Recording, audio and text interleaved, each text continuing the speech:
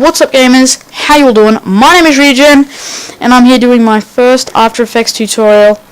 It's my first go at one, and today I'm going to be teaching you guys how to do the realistic camera wiggle that I used in my Truth, Chill Edit, and lots of other people use. This is just my sort of take on it. And I'm also going to be doing, what else can I do? I'll do a audio sync light flashes, or whatever you want to call it. So basically I'll just put this in a comp here. This is a 7-second, it's just cinematic. Nothing special. Control-Alt-Y twice. That brings us 2 layers. First one, I'm going to put some CC on, just for the time being. What you saw at the start will be what this will look like at the end. Oh god, hold on. I want to click finish. There we go. So now I'll just turn off that layer for now. Turn off that layer. Bring in the song, if possible.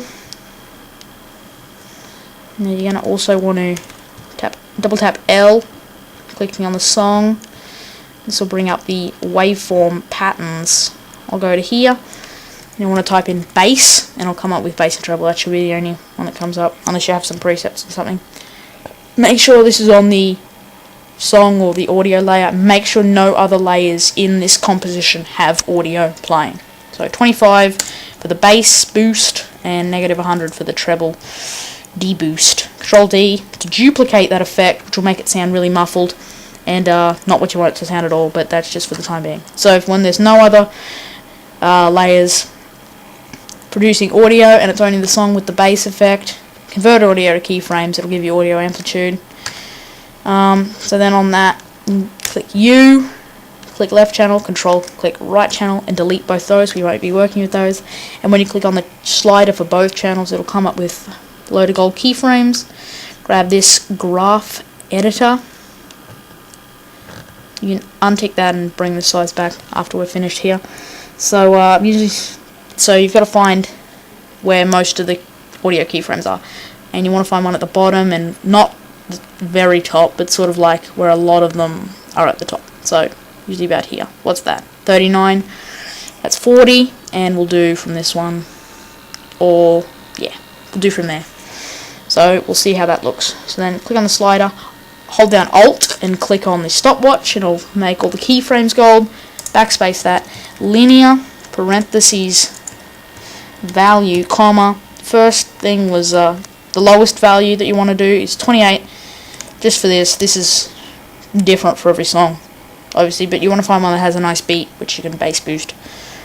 So 0 and 100. I spelled linear wrong, for God's sake. Well, that was a rookie mistake. That's better. There we go. So that is finished. Do we have anything on this? No, we don't. We're going to want to bring this back down so we got a lot of room.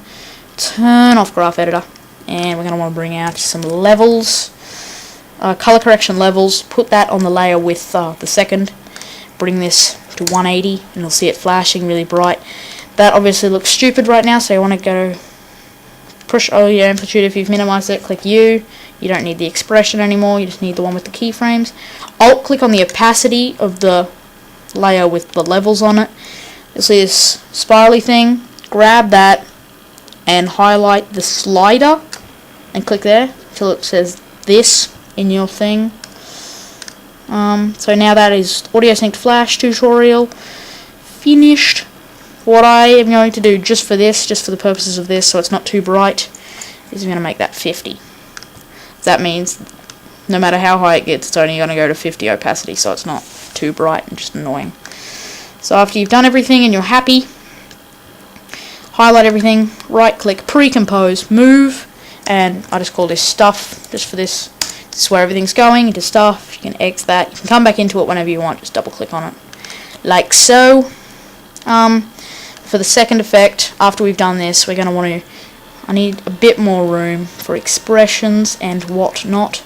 Layer, new, camera, 35mm. Everything else doesn't matter. You don't have to pause the video and copy all my things down. I just changed it to 35mm. You don't even have to, but that's just my preference. So the audio you want to have everything in, just to make it easier for you, is camera null, and your pre-comp, you want to partner this to the camera and partner this to the null. So it's none, 1 and 2 if it's in this order. Click the camera, P, Alt click, again because we're doing expressions, Wiigle, the Wiggler effect, and then the first value is how much you want, how many times it wiggles per second. So 2 is good for me. If you want it over it, you can obviously increase that. And the second value in this is how much. So 20 usually for position is what I like to do. And now you'll see, if you just scrub through that everything's sort of, it's leaving, as you see here, transparent bars, and you don't want that.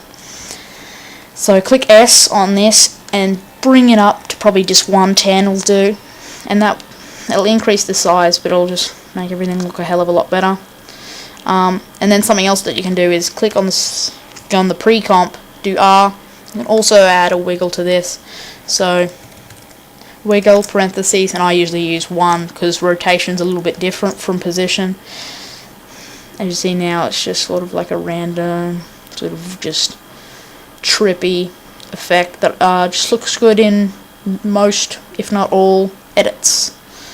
And 110 will come very close to clipping, but it doesn't. So thank you for watching this After Effects tutorial on camera wiggle, realistic camera wiggle, and audio sync flashes. Apply this to any edit you want. This isn't my making, but I did I am self-taught in After Effects. So thanks for watching, guys.